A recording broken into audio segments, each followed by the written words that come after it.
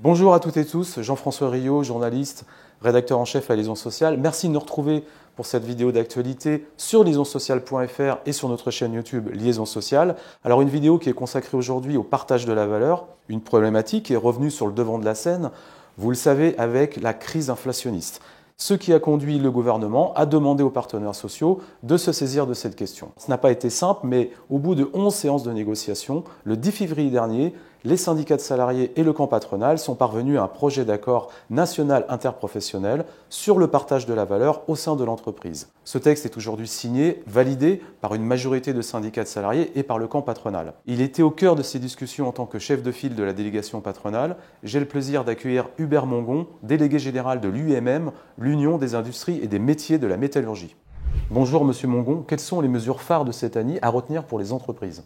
Cet accord est intervenu dans un contexte politique évidemment un peu particulier, mais surtout économique, puisque l'inflation est aujourd'hui arrivée à des niveaux que nous n'avions pas connus depuis extrêmement longtemps, et on a eu à cœur dans cette négociation de mettre au point un accord qui réponde à la fois aux enjeux des conséquences de cette inflation pour le pouvoir d'achat, notamment des salariés, mais qui répondent également aux besoins et aux attentes des entreprises qui, par définition, ne sont pas toutes structurées de la même façon et en capacité de pouvoir délivrer des résultats et donc, par nature, de la valeur à l'ensemble des salariés de la même façon, donc avec une vision finalement assez pragmatique entre les besoins exprimés par les salariés autour des questions de pouvoir d'achat et les capacités des entreprises en lien avec leur marge de manœuvre et leur position dans des secteurs d'activité qui, par nature, sont extrêmement différents. Alors, une fois ceci posé, c'est vrai qu'il y a beaucoup de choses dans cet accord,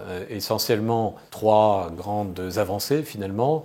La première consiste à autoriser les branches professionnelles à négocier des accords de participation avec des formules dérogatoires à la formule légale, ce qui était extrêmement attendu depuis très longtemps par les entreprises et par les branches, et de façon à pouvoir répondre là aussi à des besoins au plus près des spécificités d'une branche, donc ça c'est une innovation extrêmement importante. Nous avons également dans cet accord posé les principes selon lesquels pour les entreprises de moins de 50 et de plus de 11 salariés, une entreprise qui dégage 3 années de suite des bénéfices doit pouvoir être en mesure d'activer un dispositif de partage de la valeur de son choix, dans un contexte économique par nature positif, donc soit de la participation, soit de l'intéressement, soit une prime de partage de la valeur ou un abondement à un plan d'épargne. Et puis nous avons également pour les entreprises de plus de 50 salariés été extrêmement attentifs aussi à faire en sorte que lorsqu'elles dégagent des résultats exceptionnels, cette notion de résultat exceptionnel étant à la main de l'entreprise, puisque autant de secteurs d'activité, autant de situations différentes, eh bien, lorsqu'elle engage une négociation sur un accord de participation ou d'intéressement, elle soit dans l'obligation, en tout cas, de discuter de cette question-là avec les organisations syndicales, et quitte à mettre au point l'accord qu'elle souhaite. Voilà, quelques mesures phares qui nous semblent importantes. Après, il y a bien d'autres mesures, notamment sur des questions de plan d'épargne, des codes déblocage anticipé que nous avons élargis, et puis une épargne qui se veut un peu plus verte et un peu plus solidaire. Voilà les grandes lignes de cet accord. Selon Elisabeth Borne, l'ANI devrait être transposée fidèlement dans un futur projet de loi sur le plein emploi qui est annoncé pour le printemps. Ne craignez-vous pas qu'à cette occasion, les parlementaires, et notamment ceux de la majorité, ne se saisissent de dispositions qui justement ont été exclues lors de cette négociation? Je pense notamment aux dividendes salariés.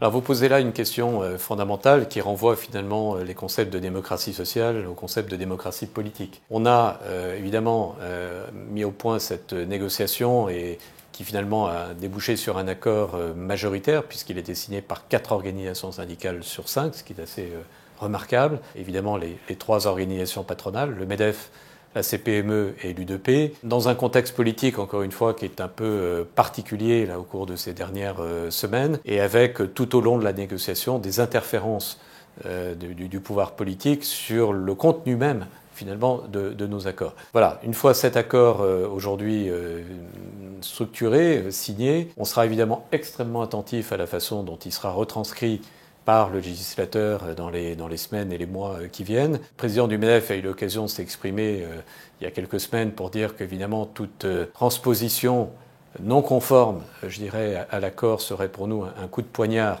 mis à un équilibre global qui a été trouvé. après des semaines et des semaines de discussions avec l'ensemble des organisations syndicales. Donc on y sera évidemment extrêmement attentif. On a bien noté que Mme Borne, la Première ministre, avait pris des engagements eu égard à cette volonté, en tout cas, de respecter le contenu et l'équilibre général de cet accord. Et on y sera évidemment attentif, mais on est à ce stade extrêmement confiant. Alors, Monsieur Mongon, cette négociation interprofessionnelle semble démontrer l'efficacité du dialogue social et du paritarisme. Qu'en pensez-vous ?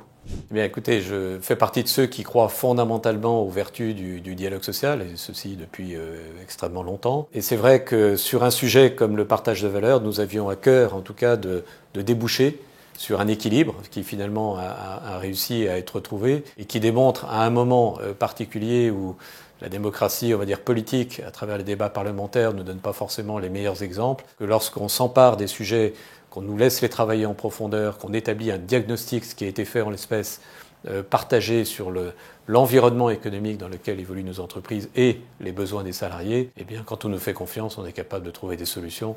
Et c'est finalement ça qu'il faut retenir de cette négociation extrêmement importante pour nous tous. Merci beaucoup, Monsieur Mongon. Merci à vous. Merci d'avoir accepté notre invitation. Je vous en prie. Quant à nous, on se retrouve très prochainement pour une nouvelle vidéo d'actualité sur liaisonsociales.fr et sur notre chaîne YouTube Liaisons Sociales. Merci.